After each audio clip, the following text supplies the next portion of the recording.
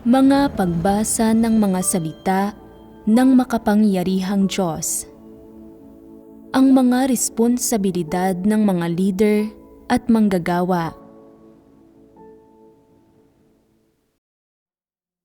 Ang mga responsibilidad ng mga leader at manggagawa, 19. Ika-12 item. Agaran at tumpak na tukuyin ang iba't ibang tao, pangyayari, at bagay na nakagagambala at nakagugulo sa gawain ng Diyos at sa normal na kaayusan ng iglesia. Pigilan at limitahan ang mga iyon at ituwid ang mga bagay-bagay. Dagdag pa rito, pagbahaginan ang katotohanan upang magkaroon ng pagkilatis ang hinirang na mga tao ng Diyos sa pamamagitan ng mga gayong bagay at matuto sila mula sa mga iyon. Ika-7 bahagi. Ang iba't ibang tao, pangyayari, at bagay na nakagagambala at nakagugulo sa buhay iglesia. Ang mga prinsipyo sa pangangasiwa sa mga taong nakikibahagi sa mga diwastong ugnayan. Tungkol sa iba't ibang tao, pangyayari, at bagay na nakagagambala at nakagugulo sa gawain ng Diyos at sa normal na kaayusan ng iglesia, hinati natin ang mga ito sa 11 isyu sa kabuuan. Noong nakaraan, nagbahaginan tayo sa ika-6 na issue, ang pakikibahagi sa mga diwastong ugnayan. Ano ang pangunahing tinutukoy nito? Ang walang habas na pang-aakit sa iba at ang pakikipagrelasyon ng may sexual na pagnanasa. Ano ang napagbahaginan tungkol sa aspektong ito? Kapag lumilitaw ang mga gayong tao sa iglesia, paano sila dapat pangasiwaan? Ano ang mga solusyon? Dapat ba tayong magbulag-bulagan at hayaang magpatuloy ito ng hindi nasusuri? O dapat ba nating lutasin ang problema ng ayon sa mga katotohanang prinsipyo? Dapat ba natin itong iwasan? O dapat ba nating impluwensyahan ang mga sangkot ng may pagmamahal? Dapat ba tayong makipagbahaginan sa kanila tungkol sa katotohanan? O dapat ba natin silang bigyan ng babala at paalisin? Ano ang pinakaangkop na paraan para pangasiwaan ito? Balaan at paghigpitan ang mga sangkot. Kung hindi sila mapaghihigpitan, paalisin sila. Paano sila dapat paghigpitan? Madali bang gawin ito? Kapag nangyayari ang mga gayong usapin, kadalasan ay hindi madaling paghigpitan ang mga sangkot. May ilang tao na nakakapansin sa gayong sitwasyon at nararamdaman nilang hindi ito wasto, pero nahihiya silang magsalita. Ang iba naman ay maaaring magpahiwatig ng dituwiran tungkol dito, pero hindi naman nakikinig ang mga sangkot. Kumusta ang pagkatao ng lahat ng tao na nagagawang walang habas na mang-akit ng iba? Sila ba ay mga tao na marangal at matuwid? Sila ba ay mga tao na may asal ng mga santo? Sila ba ay mga tao na may dignidad at kahihiyan? Kung may normal lang na magpapaalala sa kanila gamit ang mga salita o makikipagbahaginan sa kanila tungkol sa katotohanan, malulutas ba nito ang problema? Hindi. Kapag nangyayari ang gayong usapin, ibig sabihin ay matagal na itong umuusbong sa puso nila sa aktwal. Sa puntong iyon, madali ba itong kontrolin? Malulutas ba ang problema sa pamamagitan ng pagtulong sa kanila o pagsubok na impluwensyahan sila ng may pagmamahal? Hindi. Kaya, ano ang pinakamainam na solusyon? Ito ay ang paalisin ang mga gayong tao. Ihiwalay sila mula sa mga sinserong nananampalataya sa Diyos at gumagawa ng kanilang mga tungkulin, at huwag silang hayaang patuloy na guluhin at pinsalain ang iba. Sa kasalukuyan, sa ilang iglesia, walang tigil na lumalabas ang mga insidente ng mga lalaki at babae na nang-aakit sa isa't isa. Basta't magkaroon ng pagkakataon ang mga tao na ito, inaakit nila ang isa't isa, umaasal sila ng walang pakundangan at ng walang anumang kahihiyan. Nabalitaan ko ang tungkol sa isang lalaki na nang-akit ng maraming babae. Hindi siya seryosong nakikipagligawan, kundi walang habas na nang-aakit at kumakapit sa sino mang babae na makilala niya. Sinasabi ng ilang tao, normal lang naman siyang nakikitungo. Ganoon lang talaga siya makitungo. Para sa karamihan ng tao, ang ganoong pakikitungo ay di nakakapagpatibay, nakakasuklam at nakakadiri. Hindi ba't problema ito? Mapapatunayan ba nitong hindi tama ang mga gayong ugnayan? Kung ang pagliligawan ng dalawang tao ay hindi lang nakakaapekto sa sarili nilang paggampan ng mga tungkulin, kundi pati na rin sa iba, dapat silang paghigpitan. Hindi sila dapat pahintulutang magligawan sa loob ng buhay iglesia, lalo na sa isang iglesyang may tungkuling full-time, dahil nakakaapekto ito sa paggampan ng tungkulin ng iba at nakakasama sa gawain ng iglesia. Kapag kaya na nilang mag-focus sa mga tungkulin nila, pwede na silang bumalik sa iglesyang may tungkuling full-time para gawin ang mga tungkulin nila. May ilang tao na hindi seryosong nakikipagligawan, kundi walang habas na nang-aakit at kumakapit sa iba. Nilalaro ang mga sexual na pagnanasa, ginugulo ang buhay iglesia, nakakaapekto sa lagay ng loob ng mga tao, at ginugulo ang iba. Ang ganitong sitwasyon ay maituturing na isang kaguluhan sa gawain ng iglesia at dapat itong lutasin at pangasiwaan ayon sa mga prinsipyo. Dapat ihiwalay at paalisin kaagad ang mga tao na ito. Madali bang pangasiwaan ang problemang ito? Walang sino man ang dapat pahintulutang manggulo at manggambala sa buhay iglesia at sa gawain ng iglesia, at dapat pangasiwaan ayon sa mga prinsipyo ang mga gayong issue. Sinasabi ng ilang tao, sa mga sitwasyon kung saan walang ibang gagawa ng mga tungkulin nila, kung papangasiwaan sila, hindi sila pwedeng pangasiwaan. Dapat ay hayaan na lang silang magpatuloy at mangakit ng iba, gaya ng gusto nila. Paano man sila mangakit ng iba, dapat itong pahintulutan. May gayon bang tuntunin ang sambahayan ng Diyos? May gayon bang prinsipyo sa pakikipagbahaginan noong nakaraang pagtitipon tungkol sa kung paano pangasiwaan ang mga gayong tao? Wala. Kapag nakakaranas ng mga gayong sitwasyon, nalilito ang mga leader at supervisor ng iglesia at hindi nila alam kung paano pangasiwaan ang mga ito.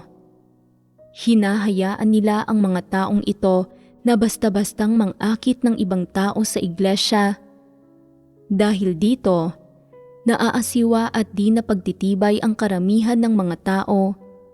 Nasusuklam sila sa puso nila pero hindi sila naglalakas loob na magsalita at kinakailangan nilang tiisin ito. Naniniwala ang mga leader at supervisor na hindi makakapagpatuloy ang gawain ng iglesia at ang sambahayan ng Diyos kung wala ang mga tao na ito, na kung papalayasin ang mga tao na ito na walang habas na nang aakit, mababawasan ang mga tao na gagawa ng gawain. Tama ba ang lohikang ito? Hindi. Bakit hindi? Hindi magagawa ng mga tao na ito ang gawain. Hindi sila interesado rito. Tumpak iyan. Sa tingin ninyo, anong uri ng mga tao ang may kakayahang walang habas na mangakit ng iba? Wala silang pagpipigil kahit kaunti. Sila ay mga hindi mananampalataya, mga walang pananampalataya. Hindi lang sa sila ay hindi nagmamahal sa katotohanan, tutol sa katotohanan, may kaunting pananalig, bata pa, at mababaw ang pundasyon. Hindi lang iyon. Lahat ba ng walang pananampalataya na hindi nananampalataya sa Diyos ay may kakayahang basta-bastang mangakit ng iba? May kakayahan ba silang lahat na lumahok sa malalaswang gawain? Hindi lahat. May ilan pa rin sa kanila na nagpapahalaga sa integridad at dignidad, nagmamalasakit sa reputasyon nila at may batayang pamantayan sa sariling asal nila. Ang mga di umano'y mananampalataya sa Diyos na ito ay hindi mas mabuti kaysa sa mga walang pananampalataya, kaya kalabisan bang tawagin silang mga walang pananampalataya at mga hindi mananampalataya? Bagamat kayang magtrabaho ng mga taong ito sa sambahayan ng Diyos, batay sa kalikasan nila, sila ay mga hindi mananampalataya at walang pananampalataya. Wala silang mga prinsipyo sa anumang ginagawa nila at ang pag-asal nila ay walang pamantayan, walang dignidad at walang kahihiyan. Itinataguyod pa nga ng mga walang pananampalataya ang ideya na kailangan ng mga tao ang kanilang pagpapahalaga sa sarili tulad ng pangangailangan ng puno sa balakbak nito. Pero niayaw ng mga taong ito na panatilihin ang kanilang pagpapahalaga sa sarili, kaya magagawa ba nilang naisin ang katotohanan? Magagawa ba nilang sinserong gumugol para sa Diyos? Magagawa ba nilang kumilos ng ayon sa mga prinsipyo sa tungkulin nila? Talagang hindi. Nagtatrabaho lang sila, wala nang iba. Walang taglay na anumang katotohanan ang mga tao na nagtatrabaho. Nakakagambala at nakakagulo ang pagtatrabaho nila at hindi nito naaabot ang pamantayan ng paggawa ng tungkulin. Kahit na sa panlabas ay tila ginagawa nila ang tungkulin nila, gaano ka man makipagbahaginan sa kanila tungkol sa mga prinsipyo, sadyang hindi sila nakikinig. Ginagawa nila ang anumang gusto nila, hindi sila kumikilos ng ayon sa mga prinsipyo. Kapag nakikinig sa mga sermon ang mga taong ito, inilalantad ng kilos at mga ekspresyon nila ang diwa nila bilang mga hindi mananampalataya. Ang ibang tao ay nakaupo ng tuwid, nakikinig ng seryoso at mabuti, pero paano nakikinig ang mga taong ito? Ang ilan ay nakasandal sa mesa, nag-iinat at madalas na humihikab, hindi umuupo ng maayos, na parang hindi tao ang hitsura.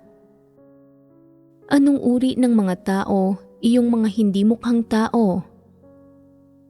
Hindi talaga sila mga tao. Nakadamit lang sila ng balat ng tao. Ano ang nararamdaman ninyo kapag nakikita ninyo ang grupo ng mga reptil na ito na dumadalo para makinig sa mga sermon? Hindi ba't nakakaasiwa ito? Kasuklam-suklam ang grupong ito at nawawalan ako ng ganang magsalita kapag nakikita ko sila. Mga tao ang kinakausap ko, hindi mga reptil. Maaari bang mapabuti ang kalagayan ng mga taong nakikinig sa mga sermon na tulad nito habang ginagawa nila ang kanilang tungkulin? Maaari bang lumago ang pananalig nila sa Diyos at mas malinaw ba nilang maunawaan ang katotohanan habang mas ginagawa nila ang tungkulin nila? Talagang hindi. Paano man nila gawin ang tungkulin nila, hindi lumalago ang tayog at pananalig nila. Ginagawa nila ang lahat ng bagay ng walang pakundangan at ng walang pagpipigil. Namumuhay sila sa mga pagnanasa ng laman at sa mga tiwaling disposisyon ng walang anumang kamalayan, panunumbat sa sarili o disiplina. Sila ay mga hindi tao.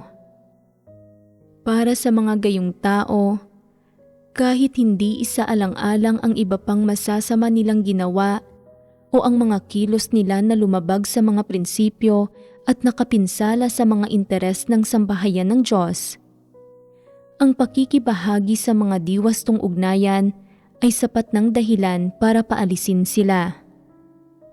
Isa itong napakasimpleng usapin, pero nagkakamot lang ng ulo ang mga leader at supervisor.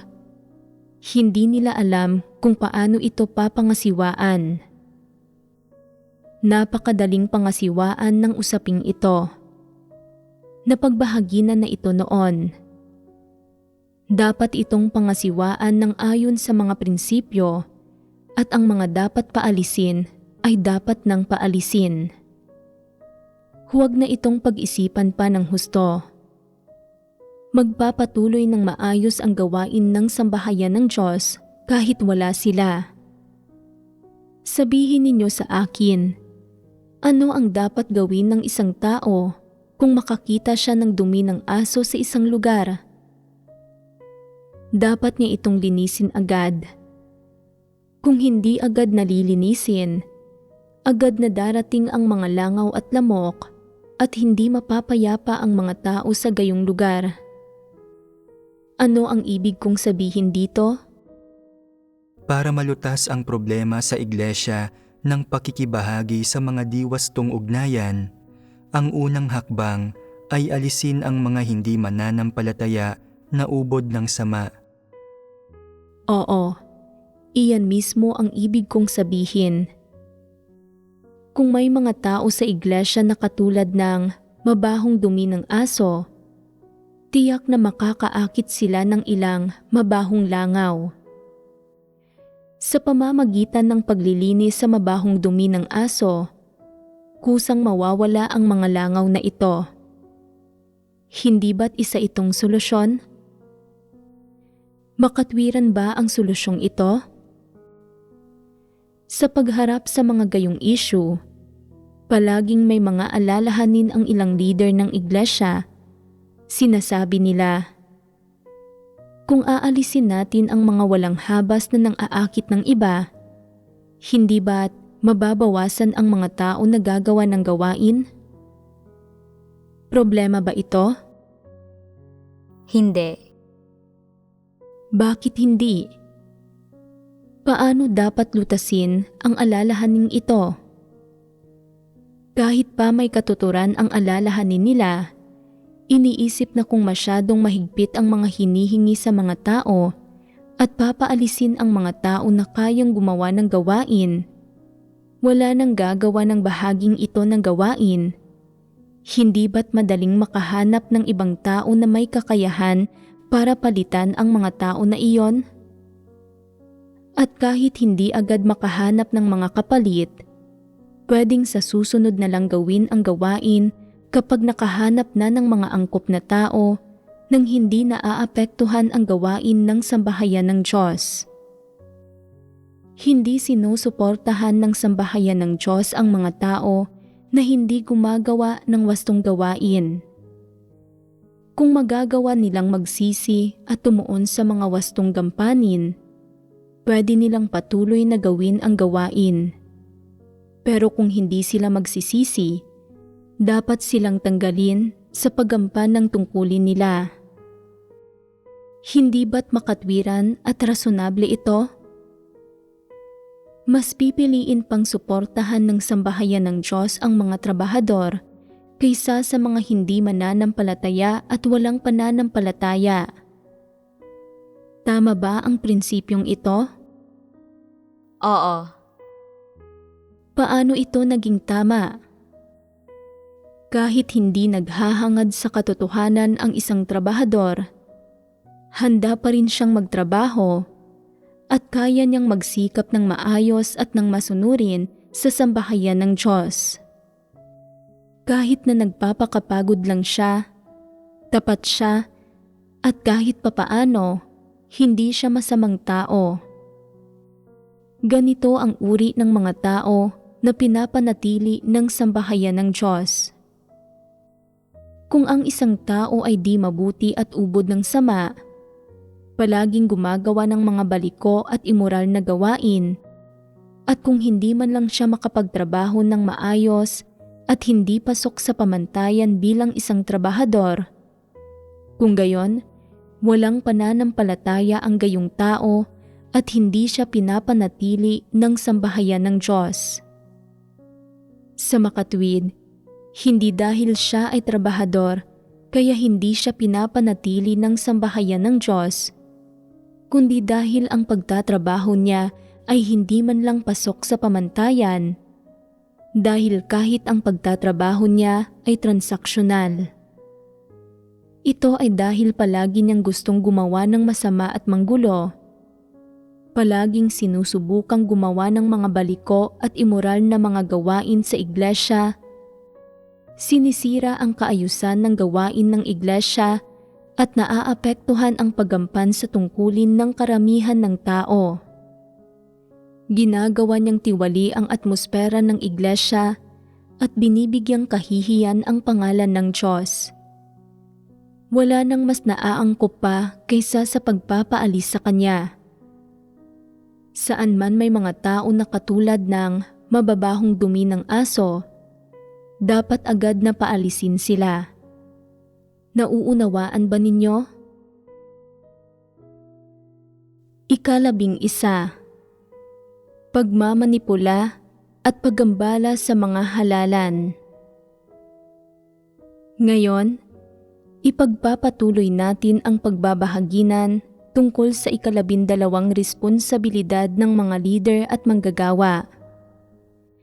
Agaran at tumpak na tukuyin ang iba't ibang tao, pangyayari, at bagay na nakagagambala at nakagugulo sa gawain ng Diyos at sa normal na kaayusan ng iglesia. Pigilan at limitahan ang mga iyon at ituwid ang mga bagay-bagay. Dagdag pa rito, pagbahaginan ang katotohanan upang magkaroon ng pagkilatis ang hinirang na mga tao ng Diyos sa pamamagitan ng mga gayong bagay at matuto sila mula sa mga iyon. Ano ang 11 issue ng 12 responsibilidad na ito? Pagmamanipula at paggambala sa mga halalan. Nagbahagi na tayo ng kaunti tungkol sa pagmamanipula at paggambala sa mga halalan noong pinagbabahaginan at inilalantad natin ang iba't ibang pagpapamalas ng mga antikristo. Hindi ba? Ang mga pagsasaayos ng gawain ng sambahayan ng Diyos ay may kasamang mga tuntunin para sa mga halalan sa iglesia. Ang mga halalan ay pwedeng isagawa minsan sa isang taon at pwede ring magkaroon ng mga halalan sa ilalim ng ilang natatanging sitwasyon.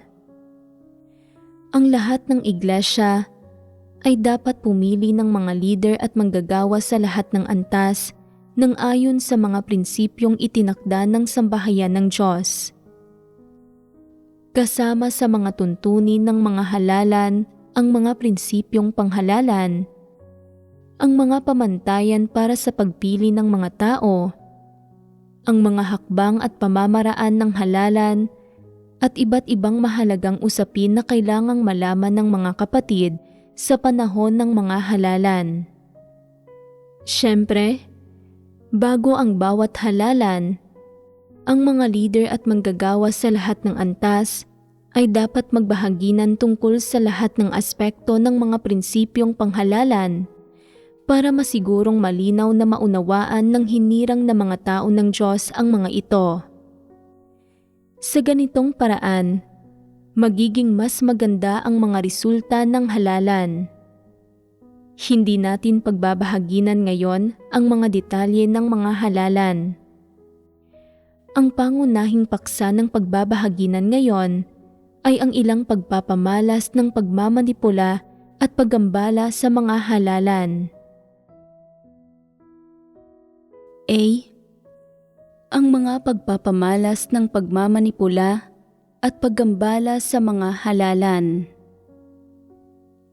Ang mga halalan sa iglesia ay kailangang mahigpit na sumunod sa mga prinsipyong panghalalan na itinakda ng sambahayan ng Diyos para mapili ang mga kandidatong pinakaangkop na maging mga leader at manggagawa.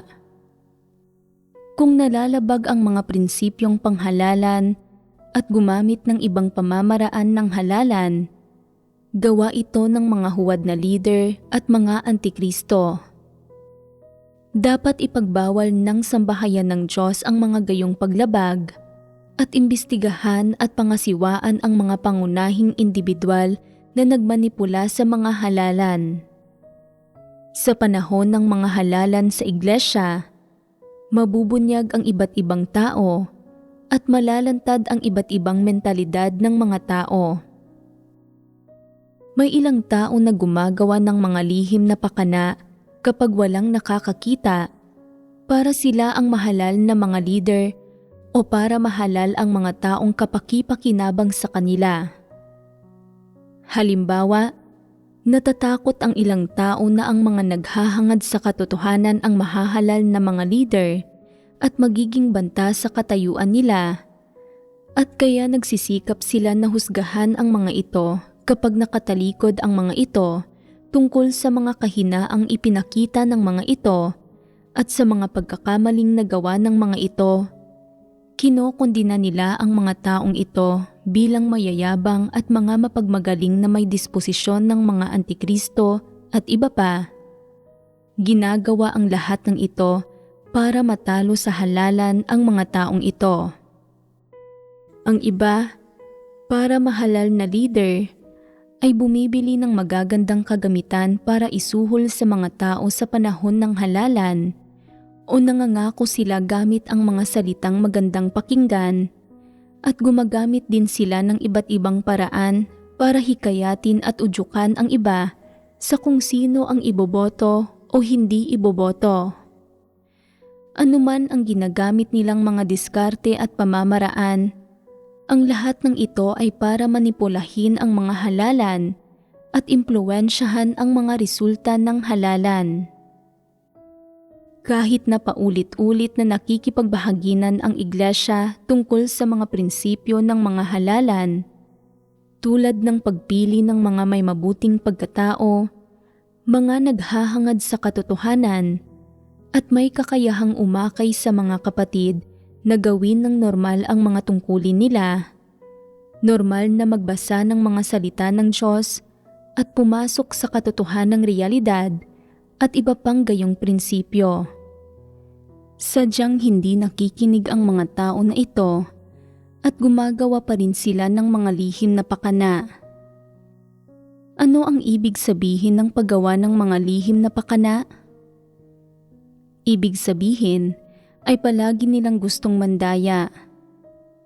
Hindi nila kailanman hayagang sinusuri kung sino ang mabuti at sino ang hindi. Palagi nilang gustong gumawa ng mga lihim na pakana at tusong plano at balak nang walang nakakakita. Pinaplano pa nga nila ng lihim kung sino ang dapat ihalal at hindi dapat ihalal. Sinusubukang kumbinsihin ang lahat na magkasundo. Hindi ba't mga lihim na pakana ang mga ito? Hindi ba't pandaraya ito? Ito ba ay pangangalaga sa halalan ng hayagan at tapat nang ayon sa mga katotohanang prinsipyo? Hindi. Gumagamit sila ng mga pakana at pamamaraan ng tao para mapangahas na manipulahin ang mga halalan. Ano ang layo nila sa pagmamanipula ng mga halalan? Gusto nilang kontrolin ang mga resulta ng halalan. Gusto nilang sila ang mahalal. At kung hindi sila mahahalal, gusto nilang pagdesisyonan kung sino ang mahahalal, kaya lihim silang nagpapakana kapag walang nakakakita. Hindi sila nagpapakita ng pagsasaalang-alang sa gawain ng iglesia o sa buhay pagpasok ng mga kapatid. Hindi nila iniisip ang mga interes ng sambahayan ng Diyos o ang mga kapatid. Isinasaalang-alang lang nila ang pansarili nilang mga interes. Kapag may mga halalan, ang sarili nilang mga layunin at pagnanais ang pinakaunang prioridad nila. Kaya bakit nila gustong manipulahin ang mga halalan?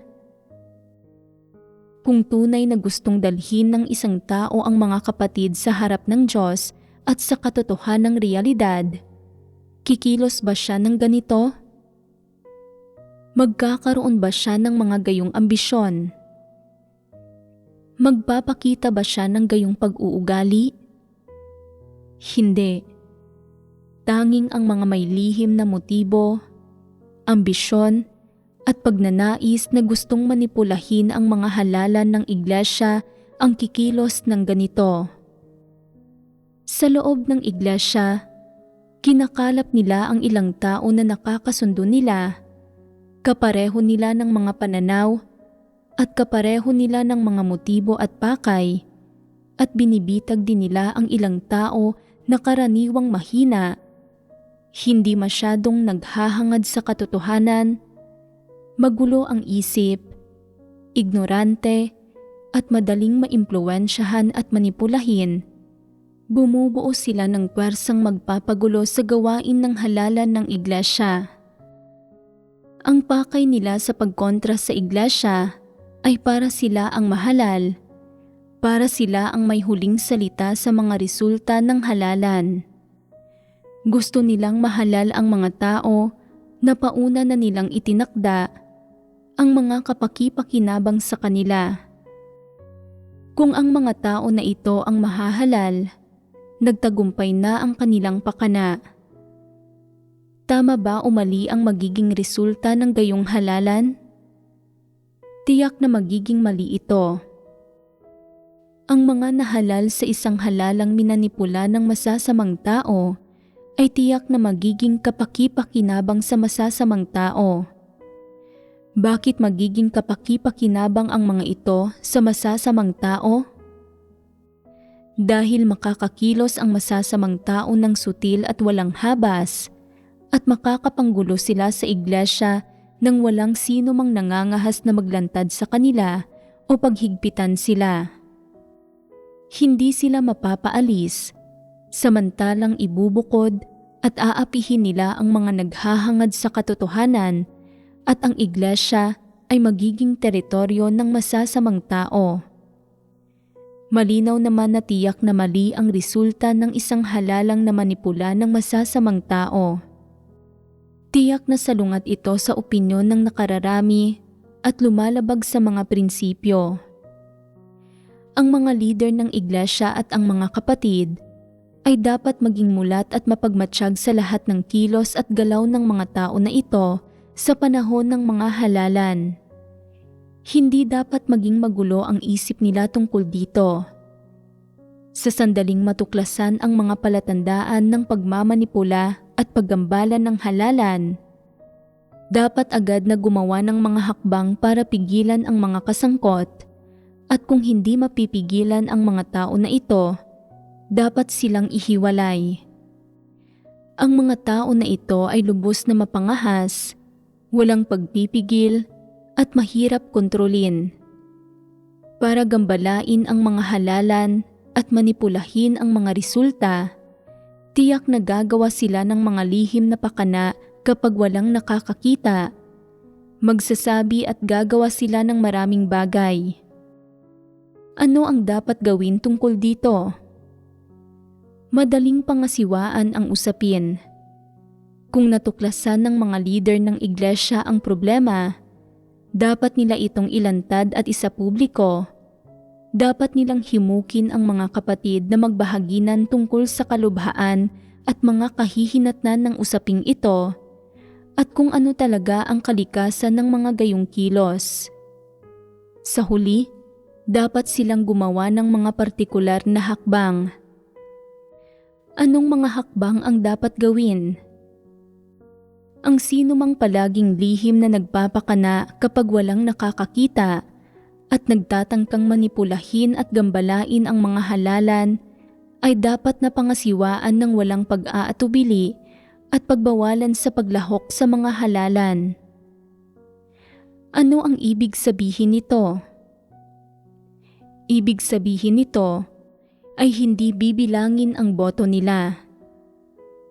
Kahit gaano karami ang sangkot sa pagmamanipula at paggambala ng halalan, dapat na mapawalang bisa ang lahat ng boto nila at hindi sila dapat pahintulutang makilahok sa halalan. Sino man ang nalihis at nagulo, basta't sinunod nila ang mga gawin ng mga nagmamanipula sa halalan at nakipagsabwatan sila sa masasamang tao para sadyang pinsalain ang halalan, ang hinirang na mga tao ng Diyos ay dapat na tumindig para ilantad sila at bawiin ang karapatan nilang makilahok sa mga halalan. Mabuti ba ang pamamaraang ito? Ito ay ginagawa para ganap na protektahan ang gawain ng iglesia. Hindi ba tumatanggi kang tumanggap ng mga paghihigpit? Hindi ba tumatanggi kang tanggapin ang mga prinsipyong panghalalan ng sambahayan ng Diyos? Hindi ba't gusto mong ikaw ang may huling salita? Kung ikaw ang may huling salita, si Satanas ang siyang may huling salita. Ang sambahayan ng Diyos at ang iglesia ay mga lugar kung saan naghahari ang katotohanan. Hindi pwedeng payagan na si Satanas ang magpasya. Dahil gusto mong lihim na magpakana at sadyang manipulahin at gambalain ang halalang ito, simple lang ito. Walang bisa ang boto mo. Sino man ang iboto mo, wala itong silbi. Wala sa mga opinyon mo ang may bisa at kahit magpilit kang tumakbo sa halalan, hindi iyon uubra. Ang sambahayan ng Diyos ay may mga atas administratibo at regulasyon at ang karapatan mong makilahok sa halalang ito ay binawi at kinansila na. Kung manggugulo ka pa rin sa susunod na halalan, tuluyan ng babawiin ang karapatan mong makilahok sa mga halalan at hinding-hindi ka na pahihintulutang lumahok kailanman.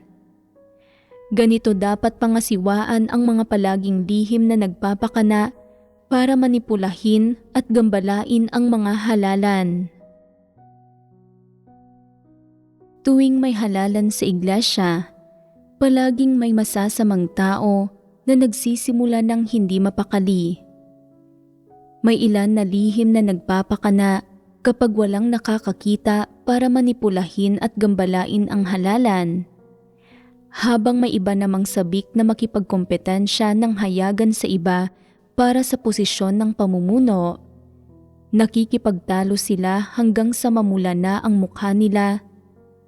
Minsan pa nga ay halos kumilos na sila ng padalos-dalos, marahas at mapanakit, kaya hindi na alam ng mga kapatid kung kanino sila makikinig o kung sino ang ihahalal nila.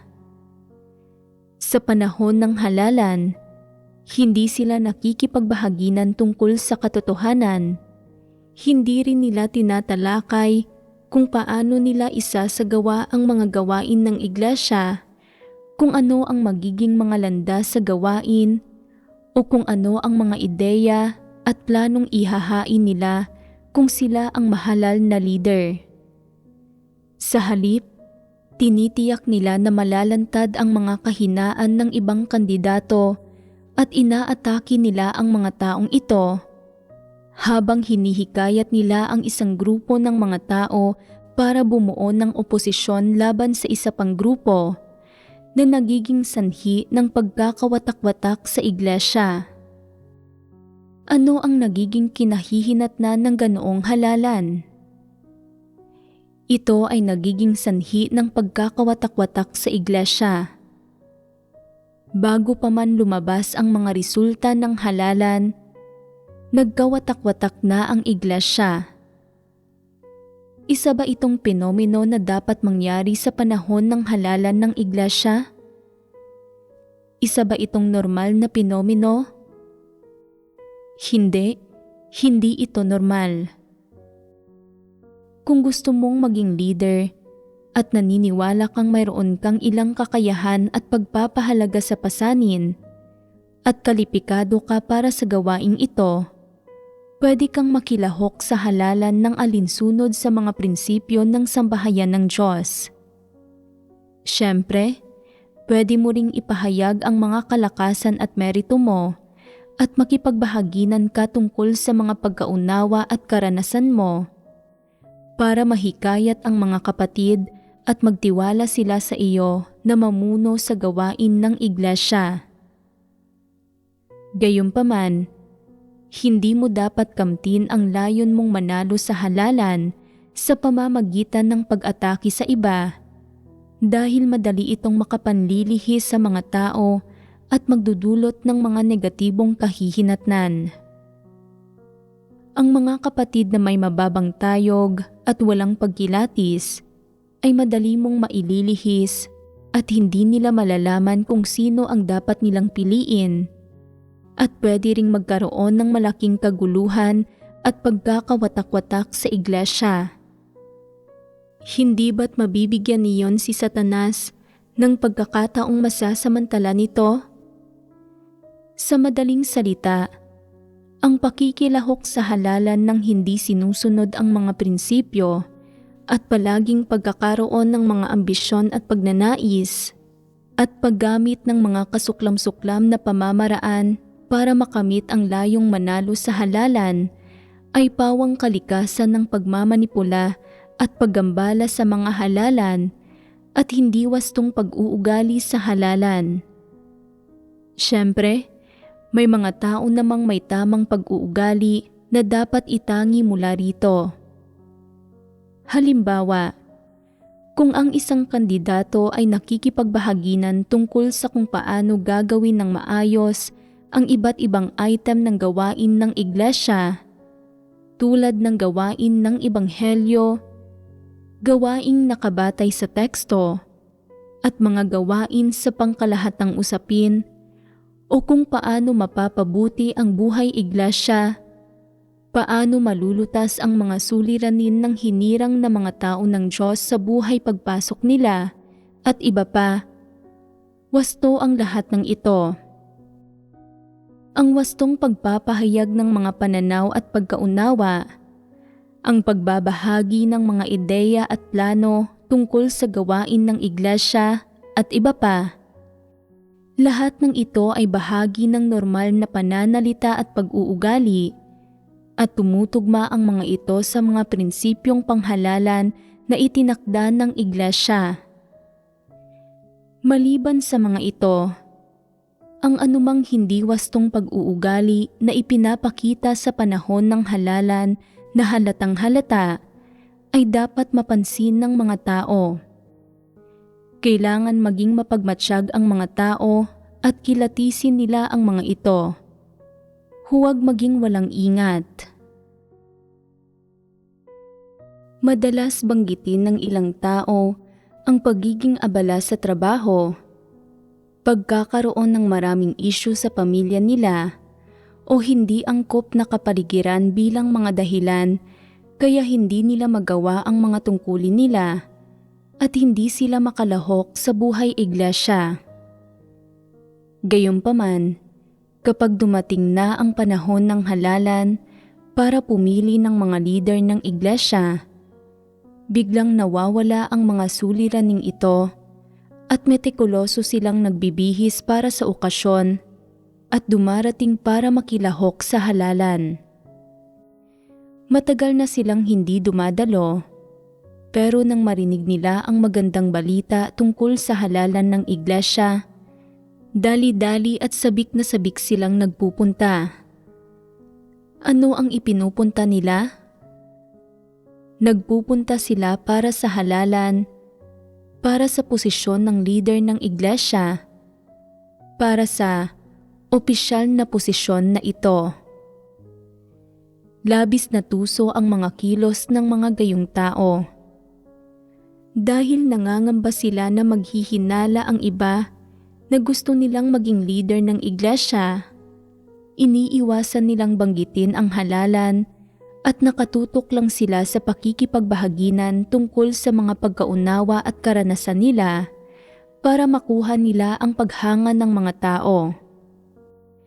Ipinapakita rin nila sa iba na kinakain at iniinom nila ang mga salita ng Diyos, na inaakay nila ang lahat na makipagbahaginan tungkol sa mga salita ng Diyos at ibinabahagi ang kanilang sariling mga patotoong batay sa karanasan. Sa katunayan, karaniwan ay bihira silang makilahok sa buhay iglesia at madalang silang makipagbahaginan tungkol sa katotohanan at hindi rin nila kayang magsalita tungkol sa mga pagkaunawang batay sa karanasan. Gayunpaman, kapag papalapit na ang halalan, nag-iiba sila ng husto. Aktibo silang nakikilahok sa buhay iglesia at sabik silang magdasal, kumanta ng mga himno at makipagbahaginan. Mukha silang ganadong-ganado at maagap at talagang namumukod tangi. Pagkatapos ng mga pagtitipon, naghahanap sila ng mga pagkakataon para makipag-usap sa mga kapatid tungkol sa mga usapin ng pamilya at makabuo ng mga koneksyon. Kapag nakikita nila ang isang leader ng iglesia, sinasabi nila, "Mukhang hindi maganda ang kalagayan mo ngayon. Mayroon akong mga datili sa bahay. Dadalhan kita." Kapag nakikita nila ang isang partikular na sister, sinasabi nila, "Nabalitaan kong may problema sa pinansyal ang pamilya mo ngayon. Kailangan mo ba ng tulong? Pwede kitang bigyan ng ilang damit." Napaka-aktibo nila sa bawat pagtitipon. Ibang-iba sila kumpara dati. Noon, paminsan-minsan silang dumadalo para lang mga musta at kahit sino pa ang mag-anyaya sa kanila na dumalo sa pagtitipon, magdadahilan sila na kesyo abala sila. Pero sa panahon ng halalan, bigla na lang silang lumilitaw at nakikilahok sa bawat pagtitipon nang walang pinalalagpas na kahit isa. Sa bawat pagtitipon, nagbabahaginan ang mga kapatid tungkol sa mga usapin at prinsipyo na may kinalaman sa halalan at syempre, nakikilahok din sila. Sa panahong ito, nagsusumikap silang magkaroon ng magagandang ugnayan sa mga kapatid. Nagsusumikap silang makuha ang loob ng ilan sa mga ito. Nagbibigay pa sila ng maraming handog sa harap ng mga kapatid na ikinagugulat ng maraming tao. Iniisip ng mga ito, napakatagal na nilang nananampalataya sa Diyos pero hindi pa namin sila nakitang nagbigay ng handog. Bakit kaya masyado silang mapagbigay ngayon? Talaga bang nagbago na sila at itinuwid na ang kanilang sarili? Iniisip ng ilang taong mangmang at ignorante na hindi marunong magsuri ng mga bagay, na talagang nagbago na ang taong ito, na nagkamali sila ng paghusga sa taong ito dati at hindi namamalayang nagkakaroon sila ng paborableng impresyon sa tao na ito sa puso nila. Iniisip nila, may kaya ang pamilya ng tao na ito. May mga koneksyon at paraan siya para magawa ang mga bagay-bagay. Kung siya ang maging leader ng iglesia, Marami siyang magagawa para sa iglesia. Hindi ba't makakatulong ito sa ating iglesia sa pangangaral ng ebanghelyo at pagpapatuloy sa bahay sa mga kapatid na tinutugis at may mga suliranin? Kung magagawa niyang patuloy na maging ganito kaaktibo, magiging maganda ito. Pero hindi ako sigurado kung mapapanindigan niya ito o kung magiging handa siyang maging leader ng iglesia namin. Hindi ba't nalihis at naloko na ang ilang tao? Ang lahat ng ginagawa ng taong ito ay nagsisimula ng magbunga, hindi ba? Unti-unti nang natutupad ang mga plano at malapit nang magkaroon ng mga resulta. Hindi ba't ito ang gusto nila? Dagdag pa rito, nagbibigay sila ng 2 piraso ng damit sa isang tao, isang basket ng gulay sa isa pa, at mga health supplements sa iba pang tao. Tinitiyak nilang naaasikaso ang lahat. Napapaisip ang mga tao dahil dito.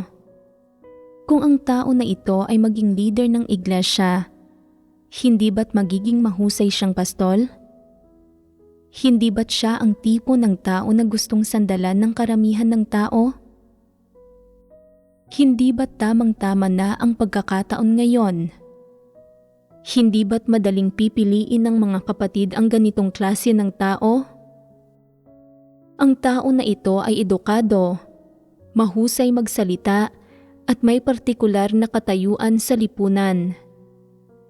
Kung nahaharap sa mga pang-aaresto ang iglesia, mapoprotektahan niya ang mga kapatid. Kung may mga suliranin ang sinuman sa pamilya ng mga kapatid, kaya niyang mag-abot ng tulong at pwede rin siyang tumulong sa mga gawain ng iglesia kapag kinakailangan ang mas maraming tulong.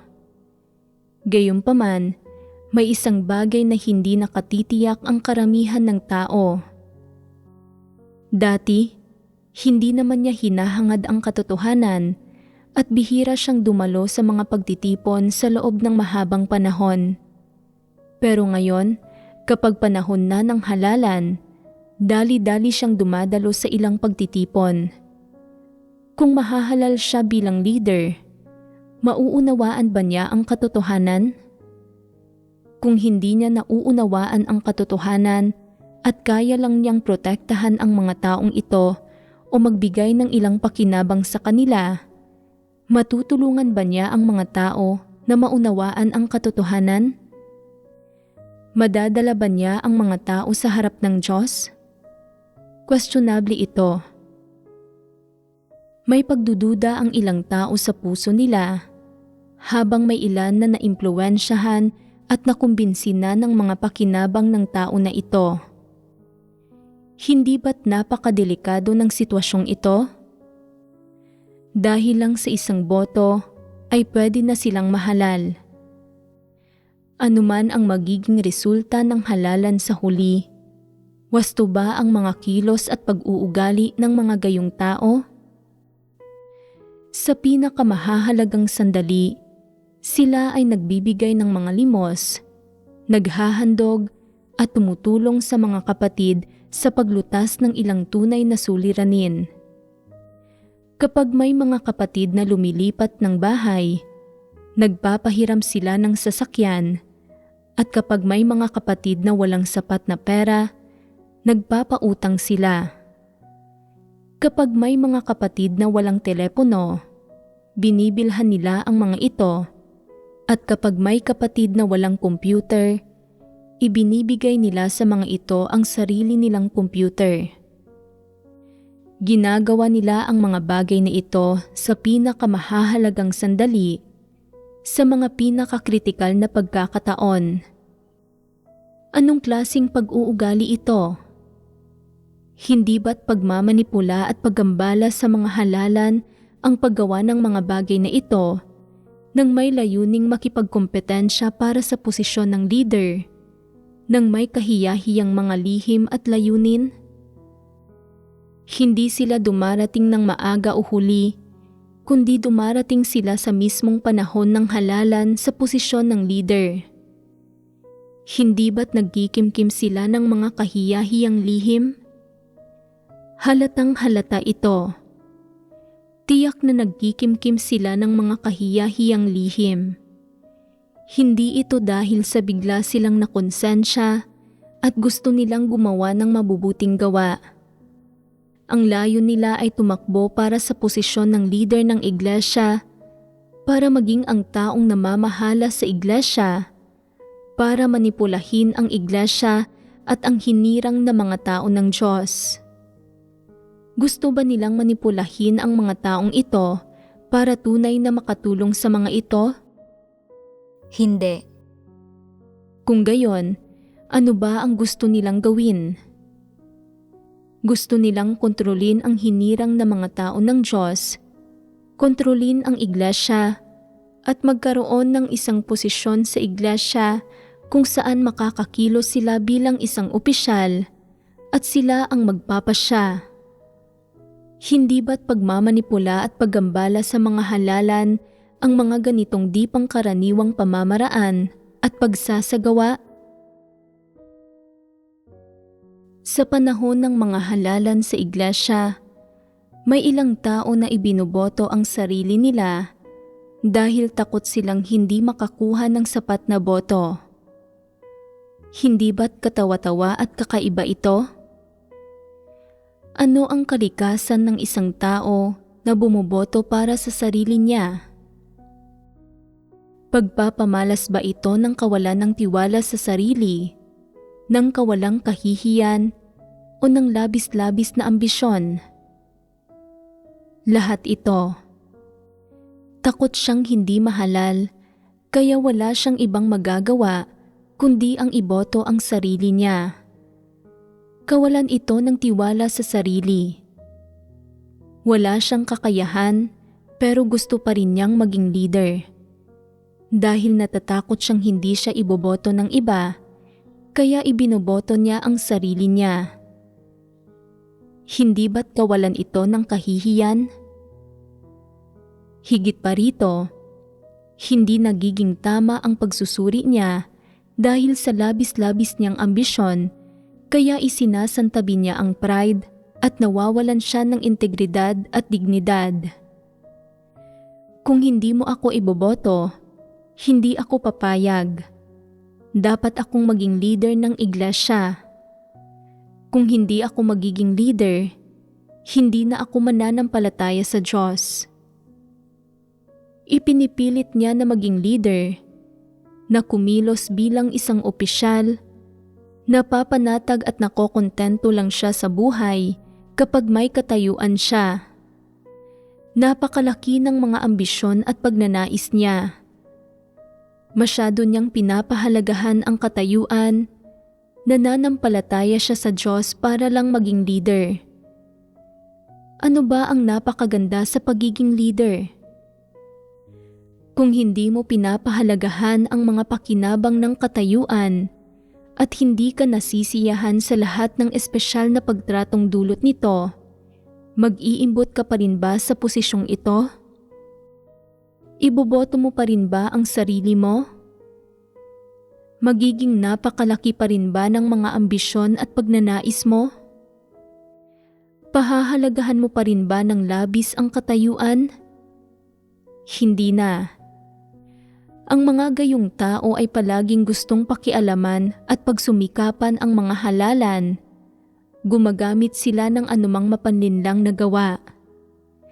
Kahit na nararamdaman nila mismo na ang gayong paraan ng pagkilos ay kahiya-hiya, hindi hayagan o tapat, at medyo nakakababa ng pagkatao.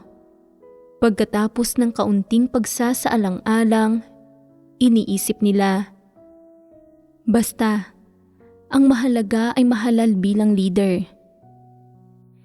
Kawalan ito ng kahihiyan. Gusto pa nilang gayahin ang mga pamamaraan sa pakikipagdebate na ginagamit sa mga halalan ng mga demokratikong bansa, kung saan inilalantad ng mga kandidato ang mga pagkukulang ng isa't isa, hinuhusgahan at binabatikos ang isa't isa, at nagbabangayan sila, Ginagamit nila ang mga taktikang ito sa mga halalan ng iglesia.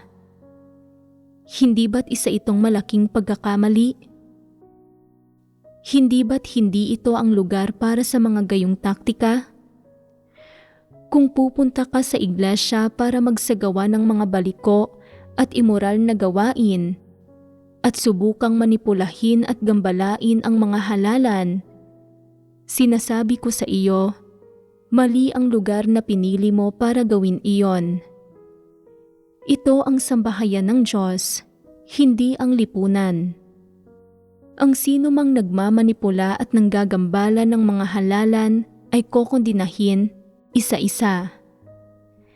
Sa iglesia, ang anumang mga dahilan, palusot o pamamaraan na ginagamit para manipulahin at gambalain ang mga halalan, hindi katanggap-tanggap ang mga ito at katumbas ito ng isang masamang gawa. Isa itong masamang gawa magpakailanman. Kinokondina ang lahat ng nagtatangkang manipulahin at gambalain ang mga halalan. Ang mga gayong tao ay hindi kinikilala bilang mga miyembro ng sambahayan ng Diyos o bilang mga kapatid, kundi inilalarawan silang mga alipin ni Satanas. Anong klaseng mga bagay ang ginagawa ng mga alipin ni Satanas? Mga eksperto sila sa paggawa ng mga bagay na nakakagambala at nakakagulo sa gawain ng Diyos at sa normal na kaayusan ng iglesia. Ang mga nagmamanipula at nanggagambala ng mga halalan ay gumaganap ng mga negatibong papel na ito. Ginagawa nila ang mga bagay na ginagawa ng mga alipin ni Satanas. Anuman ang gawaing isinasagawa ng iglesia, tumitindig ang mga taong ito para gambalain at sirain ito. Binabaliwala nila ang mga pagsasaayos ng gawain at regulasyon ng sambahayan ng Diyos. Binabaliwala ang mga atas administratibo ng Diyos. At higit pa rito, binabaliwala nila ang Diyos. Sinusubukan nilang gawin ang anumang gusto nila sa sambahayan ng Diyos. Minamanipula ang iba't ibang usapin sa iglesia. At higit pa rito, minamanipula nila ang mga miyembro ng iglesia. At umaabot pa sila sa puntong minamanipula at ginagambala nila ang mga halalan ng iglesia. Sa anong paraan nila sinusubukang manipulahin ang mga tauhan ng iglesia? Naghahanap sila ng mga pagkakataon para manipulahin at gambalain ang mga halalan ng iglesia. Kapag ang isang halalan ay namanipula at nagambala ng mga alipin ni Satanas, nabigo na ang halalan. Kung ang mga alipin ni Satanas ay magtagumpay at maging mga leader ng iglesia, tama ba o mali ang resulta ng halalan? Mali ito, syempre. Dapat ulitin ang halalan sa pamamagitan ng pakikipagbahaginan sa katotohanan at pagbubuod sa mga aral na natutunan.